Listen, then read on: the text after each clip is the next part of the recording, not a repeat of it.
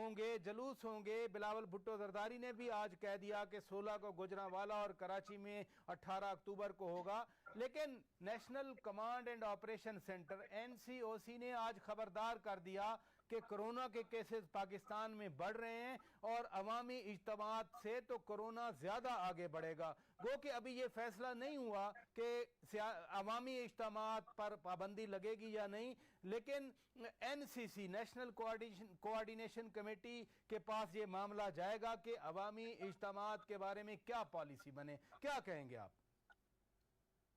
शुक्रिया फराज साहब। अपोजिशन की तहरीक जो है वो यकीनन मुल्की हालात को देख के ही चलेगी।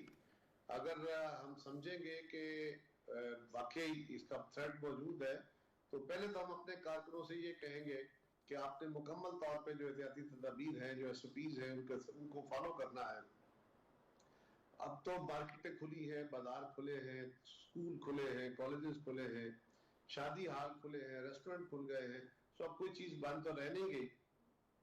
लिहाजा लोगों का उस तरह क्राउड जो है वो प्रॉब्लम उस तरह नहीं। लेकिन अगर सीरियस कोई इशू बनता है तो नेचुरली पाकिस्तान के अवाम की जिंदगी और सेहत जो है वो प्राइमरी चीज है, उसके ऊपर देख के फैसले करेंगे। हमको ये तो नहीं है कि हठधर्मी के तहत, हम तो ये सारी तहरीक भी तो अवाम के लिए चला रहे हैं, अवाम की जिंदगी में बेहतरी लाने के लिए चला रहे हैं। अगर ऐसे हालात खराब होने का इम्कान हुआ तो यकीनन अपोजिशन उसको कंसिडर करेगी। तो वजीर आजम इमरान खान ने भी कहा, आज ही उन्होंने जो इन्होंने लॉयर्स फोरम को एड्रेस किया, इंसाफ लॉयर फोरम को, उन्होंने कहा कि जलसे करे अपोजिशन, लेकिन अगर किसी ने कानून तोड़ा तो मैं सीधा जेल में डालूंगा और VIP ट्रीटमेंट नहीं मिलेगी, बल्कि जहां गरीबों को रखा जाता है वहां रखा जाएगा इनको। राजा साहब, एक तरफ वजीर आजम साहब फरमाते हैं कि मुझे अपोजिशन की परवाह नहीं है, मुझे कोई डर नहीं है। दूसरी तरफ तो अजीबोगरीब पूरी तकरीर थी उनकी, पूरी अजीबोगरीब ही थी। उन्होंने एक तरफ कहा कि जी मैं जलसे करें लेकिन जो मैं जेल में डाल दूंगा, तो वो कौन होते हैं जेल में डालने वाले? किसके पास में वो कह रहे हैं? ये काम तो सूबाई हुकूमत का है। वो मुल्क के वजीर आजम है, पंजाब में उनकी हुकूमत है, बलूचिस्तान में इत्तेहादी है, खैबर पख्तूनख्वा में उनकी हुकूमत है। नहीं सर, मेरी गुजारिश सुनिए। क्या शौकत प्राचा और कमर जमान के लिए हुक्म दे सकते हैं कि उनको पकड़ के जेल में डाल दो? जंगल का कानून है क्या? अगर कोई बंदा कानून तोड़ेगा, अगर कोई बंदा कानून को अपने हाथ में लेगा तो प्राचा साहब उसके लिए पुलिस और कानून मौजूद है, ये उनका काम है। ये वजीर आजम का काम अपोजिशन को धमकियां देना नहीं है। और जनाब वजीर आजम इतना ज़हन में रखें कि जितनी तहरीक आपने चलाई थी, अगर वो कानून था तो अपोजिशन को आपकी कोई गिदड़ बग्गी नहीं रोक सकेगी। हाँ, उनकी घबराहट इस बात से जरूर है यहाँ है कि अगर वजीर आजम के लेवल पे भी अब अपोजिशन को धमकियां देने पे आ गए, लोगों को खौफजदा करने के लिए, और ये फाशिज्म का खास असूल है, ये फाशिस्ट मिजाज आदमी है खान साहब, और ये फाशिज्म का खास असूल है कि वो इस तरह के हथकंडे इस्तेमाल करता है। आप कहते हैं वो घबराए हुए हैं, वजीर आजम कहते हैं कि ये घबराए हुए हैं, ये ब्लैकमेल कर रहे हैं कि किसी तरह से NRO मिल जाए। वो कहते हैं जिस दिन NRO दिया गया तो पाकिस्तान नीचे बैठ जाएगा। प्राचा साहब, उनको NRO के अलावा कोई और लफ्ज आता भी है? अब सिवाय इसके कि ये खा गए, लुट गए, मार गए, बर्बाद कर गए और हम छोड़ेंगे नहीं, छोड़ेंगे नहीं, इसके अलावा कोई बात कहने को है उनके पास? कोई उन्होंने पॉलिसी बनाई है, कोई कानून साजी की है, कोई लोगों को रिलीफ दिया है, कोई महंगाई में कोई आटा सस्ता, कोई चीनी सस्ती, कोई गैस सस्ती, कोई नौकरियां आम कर दी हो, कोई इंसाफ लोगों को मिलना शुरू हो गया हो, कोई आम लेवल पे करप्शन आके खत्म हो गई हो, कम हो गई हो? क्या है? मीडिया की आजादी बेहतर हो गई हो, सूबों के हकूक बेहतर मिल रहे हो? क्या है इनके पास कहने को? कुछ नहीं है। डेवलपमेंट है? कुछ नहीं है। सो सिवाय अपोजिशन को गालियां देने के, और आपने कह दिया कि जी मैं NRO नहीं दूंगा, एक दफा कह दिया, खत्म हो गया।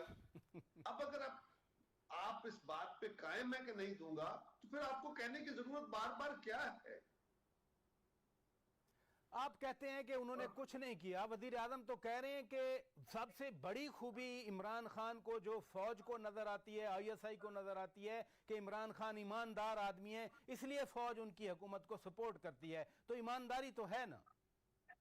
राजा साहब, मुझे बड़ा अफसोस से कहना पड़ेगा कि खान साहब हर आर्गुमेंट में बगैर सोचे समझे इदारों को अपने अंदर शामिल कर लेते हैं। उनका ये कहना कि ISI के DG ने मियां नवाज शरीफ से इस्तीफा इसलिए मांगा कि उन्हें पता था कि मियां साहब ने करप्शन की है, तो क्या फर्ज करे बिल्कुल फर्ज करे कि अगर ये बात दुरुस्त भी है तो क्या डीजी आईएसआई के पास ये इख्तियार है कि मुंतखब वज़ीर आज़म से इस्तीफे मांग लें?